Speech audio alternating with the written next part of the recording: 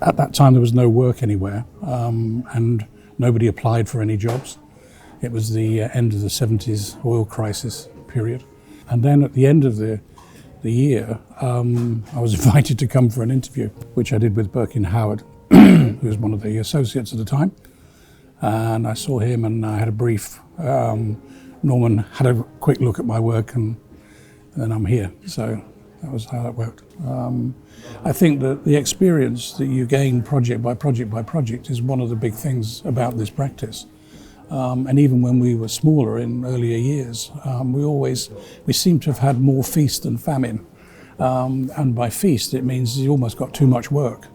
But that's very good because you go through experience after experience after experience. And I think that is what has allowed us to grow, allowed us to progress, allowed people, individuals to understand what you need to do to design a project. A key part of opening up the western entrance to the building was really that, to allow the general public to enter in two modes. One going for the organised tour, and then the tourists aiming for the roof level for the dome and the restaurant that we actually put up there, which was a great thing to happen, as it means that even if the Reichstag is closed, you can still go there in the evening as long as you go to the restaurant. So it gives you a reason for the public to be there quite a lot. The Reichstag was so layered, so in so many different ways, from an ecological point of view, from a general public, from a politician, from history, old fabric, new.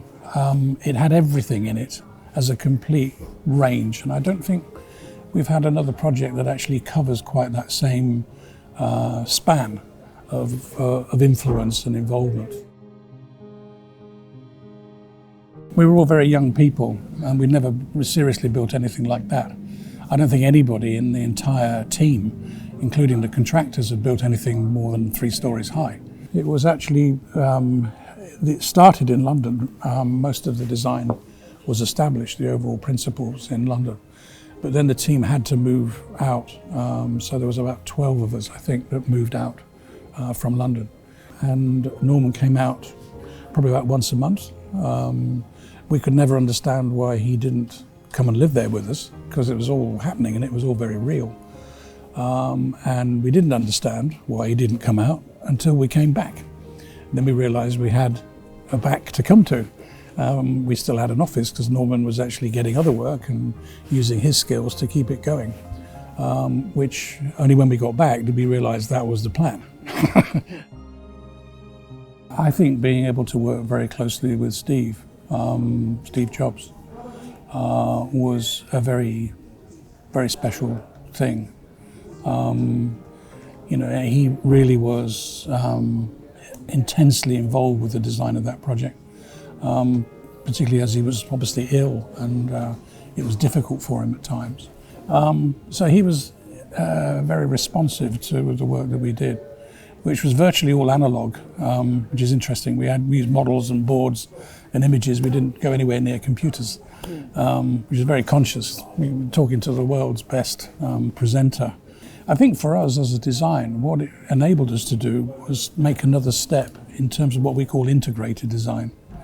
So on various projects going back, the Berlin Free University, McLaren in particular, tried to bring components together in a building so you can do more with less, which is a mantra that we've all been trying to focus on for a long time. They all are opportunities, and it's a question of trying to be sure that you take all those opportunities and fight for what you believe in, but do a lot of listening to actually make sure that you're taking everybody with you and understand what you're trying to do. And I think what Norman's been very good at, and his greatest success, is actually delegation, is actually getting people to feel confident enough that they can actually do it and then letting them do it. And again, empowers individuals to go away and do stuff. That's the magic. That's what he has done. The greatest thing that he's done out of all the work and everything and all the accolades is to be able to encourage people and give them the opportunity to grow.